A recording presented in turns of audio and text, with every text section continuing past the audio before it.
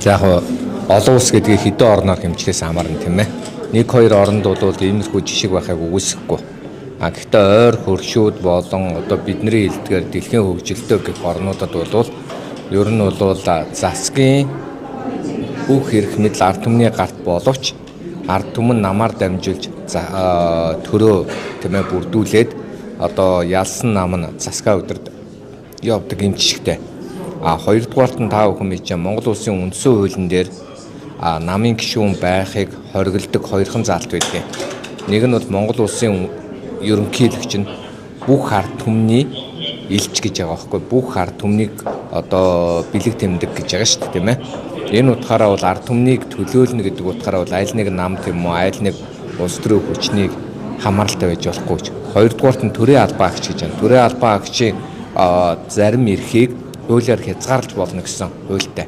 Тэгээ хуулиар хязгаарлаж байгаа гэдэг нь юу гэвэл тухайн одоо хүнийг төрийн албан хаагчийг одоо тодорхой эрхүүдийн хууль заасан хязгаарлаж гэсэн. За манай өнөөдөр улс хүчин төгөлдөр үйлчилж байгаа Монгол улсын үндсэн хуулийн дээр юу гэж заасан бэ гэвэл улсын их хурлын гишүүдийн дундаас гэж байгаа. Тэр чинь гаднаас гэсэн үг биш шүү дээ. Танихгүй газараас юм уу хин нэгнийг давчраа тавь гэсэн үг ш. Гишүүдийн дундаас санал болгоно гэж байгаа. Хин санал болгох юм? Улсын их хурлын тухай хуулийн 11 дээр бол олонхын намын санал болгоно гэж бичсэн юм бэл. Тэгэхээр өнөөдөр юу гэдэг санал болгож байгаа болохоос энэ бол одоо юу гэдгийг тухайн одоо гишүүн биш хүнийг их хурлын дарга болгож гэнэ гэсэн үг биш шүү дээ. За дараа нь их хурлын дарга өнөөдөр ямар үндсэллээр намаас татгалзах вэ гэдэг нь ерөөсөй ойлгомжгүй болчиход байгаа. Яагаад гэвэл Монгол улсын үндсэн хуулийн дээр улс төрийн намд элснийхэн төлөө үзэл бодол итгэл өмчлөөр нь ялгуурлан гадуурхгүйд үндсэн хуулийн 14.2 дээр тодорхой заасан байгаа шүү дээ.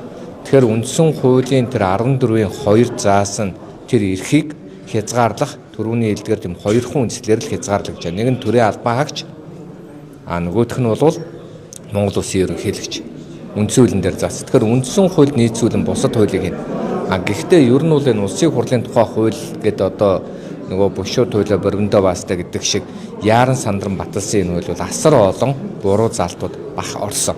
Тухайлбал улсын хурлын гишүүнийг ямар ч гэмт хэрэг хийсэн тийм ээ одоо мөрдийн шалгах одоо хянан эрүүгийн хэрэг хянан шийдвэрлэх ажиллагаа хийж болохгүй зөвхөн их хурлаас зөвшөөрөл авах гэсэн ийм хуулийн заалт орсон. Хоёрт нь одоо их хурлын дарга болох гэж байгаа хүнийг шууд томил ямар ч хилцүүлэг хийж болохгүй гэдэг. Энэ бас буруу байхгүй. Хилцүүлэг хийж болно. Яг л хилцүүлэх ёстой, асуух ёстой. Тийм. За ер нь бол зарим тохиолдолд хүмүүс тэгдэг л дээ. За нам юм бол тэгвэл цөөнхийн нам санд болгож болох уу гэж болно. Олонхоос санд болгож болно, цөөнхөөс санд болгож болно. Асуудлын гол нь юу вэ гэвэл цөөнх за их хурлын дарга авчлаа гэхэд эрцээ бүрдүүлж чадахгүй. Яагаад олонх гэдэг байгаа юм?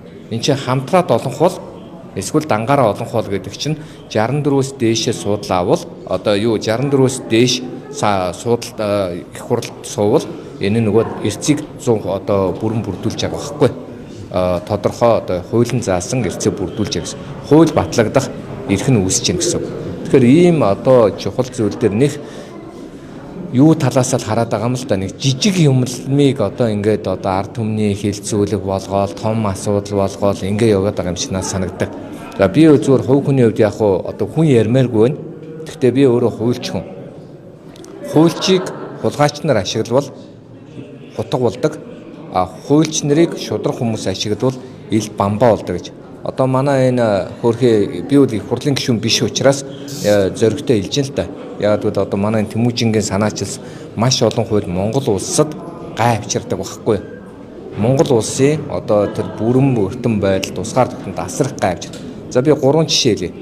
Нэгдүгüүрт нь одоо энэ терроризм гэдэг ойлголт бол террористуудын ойлголт бол бөмбөг дэлбэлэг, хүн барьцаалах тийм ээ тэр үтгэл зэрэг зэвсгээр очиж тухайн орноо эзэлдэг энэ бол баг болчиход байгаа. Тэрний өвд төрийн системийг гацаах, төрийн албан хаагчдын итгэл үнэмштийг алга болгох, төрийн албан хаагчдын хараат ус байдлаар бие даан шийдвэр гаргах эрхийг байхгүй болгоход тухайн төрийн механизм чинь ажиллахаа болдог байхгүй. За энэний нэг илэрлийг би та нар зүгээр жишээ болгоод хэлэхэд эрүүгийн хуулийн 22-ийн 1 гэж заалт байна. За 90-ийн хуулийн 22-ийн 1 дээр бусдад давуу байдал олгож болохгүй гэж. 2 хүн газрын хүсээ өргөдөл өглөө нэгэндээ шийдэх нь тодорхой. Тендерт 2 хүн оролцлоо, нэг нь ялах нь тодорхой. Тэр нь ямар нэгэн байдлаар авилга албан тушаал ашиглаагүй тийм ээ. Янз бүрийн зүйл хийгээгүй байсан бол энэ бол хууль зөрчсөн асуудал биш баймар. Гэтэл өнөөдөр юу гэвэл төрийн албан хаагчид бие даан хараа тусаар шийдвэр гаргаж чадхаа болчиход байгаа байхгүй. Энэ бол нэгдүгээр том асуудал шүү.